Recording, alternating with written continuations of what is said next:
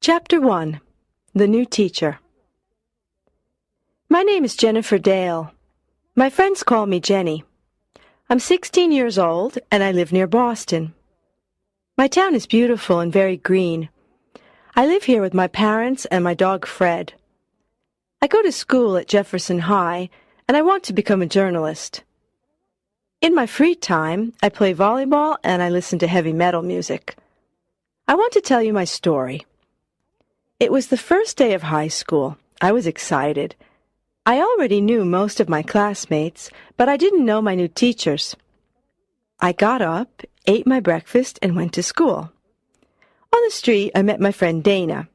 Her house is near mine, and we always walk to school together. I hope our new teachers are men, and I hope they're handsome, Dana said. Dana loves talking about boys. Yes, I need something new and interesting in my life, I answered. We arrived at school and went into our classroom. A young man was inside. Hello, boys and girls. I'm your new science teacher. My name is Mr. Adams. I hope to work well with you this year. Dana and I looked at Mr. Adams. He was tall and thin.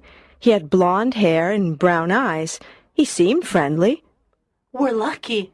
I think he's a very handsome teacher, Dana said to me. Yes, he is, I answered.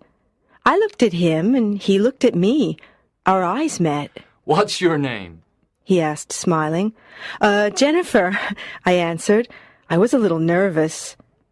He turned to Dana. And who are you? I'm Dana. Dana gave him a big, enthusiastic smile.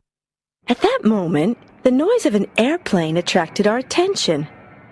Everyone in the class looked out of the window, but the sun was in front of us. It bothered our eyes. We turned away from the window, except Mr. Adams. He was at the window and was looking directly at the sun. The sun didn't irritate his eyes. Gee, I thought, how can he look at it like that? The airplane then passed and the lesson continued. When the hour finished, another man walked in. This one had black hair and green eyes. His nose was small and pointed, and he had strangely high cheekbones. What a weird-looking teacher, I said to Dana. Wow, you're right, she exclaimed. The teacher didn't smile and spoke coldly to the class. I'm your English teacher. I want you to be on your best behavior this year. The lesson can begin.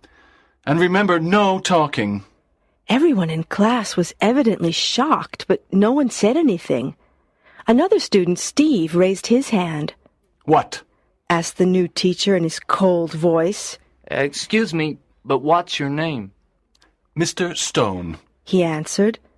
I then noticed that his voice wasn't just cold, it was metallic and monotonous. Dana looked at me with disappointment. She raised her eyebrows. What's his problem? She mouthed. The lesson proceeded.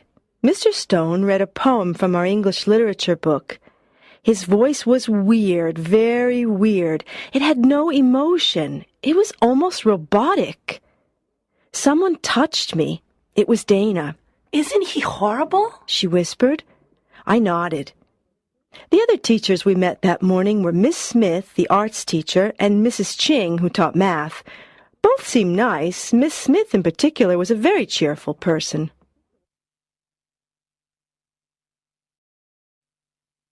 Chapter 2. Clues. I always eat lunch at school.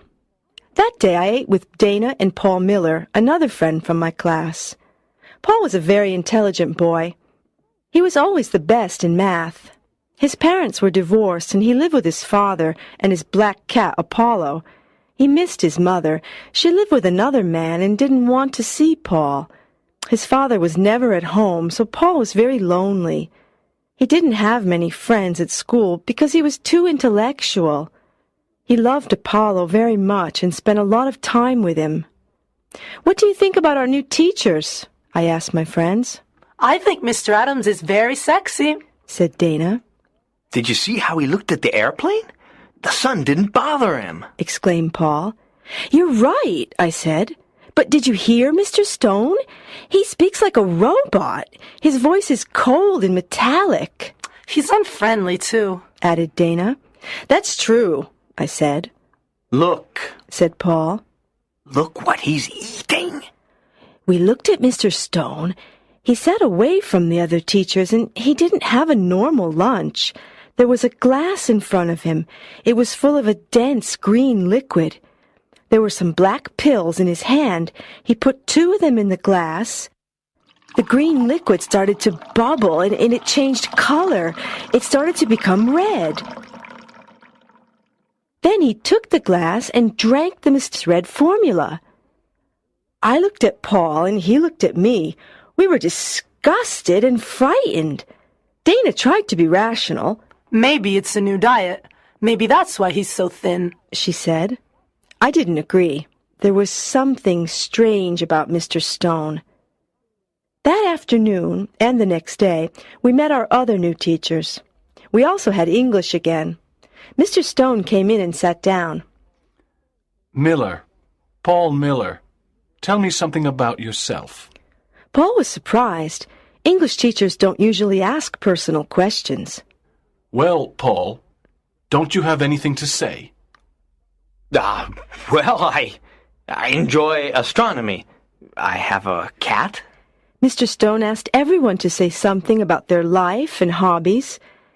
Maybe he wants to create a relationship with us, but he's such a cold person.